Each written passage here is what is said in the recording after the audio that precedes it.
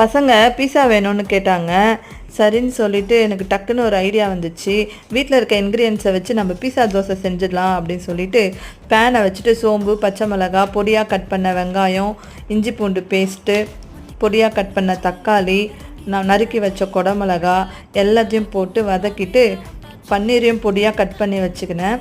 அதுக்குள்ளே மசாலாவுக்காக மஞ்சத்தூள், சால்ட்டு, குழம்பு மிளகாத்தூளும் போட்டு நம்ம நறுக்கின பன்னீரையும் போட்டு நல்லா பச்சை வாசனை போகிற வரைக்கும் வதக்கிட்டு அதை கொஞ்சம் நேரம் ரெஸ்ட்டில் விட்டுட்டேன்.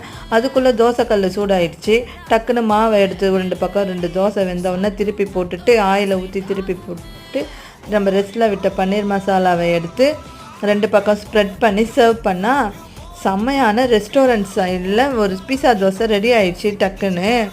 நீங்களும் உங்கள் வீட்டு குட்டீஸுங்களுக்கு கண்டிப்பாக ட்ரை பண்ணி பாருங்கள், என்ஜாய் பண்ணுங்கள், சர்வ் பண்ணுங்கள். Tata, bye friends.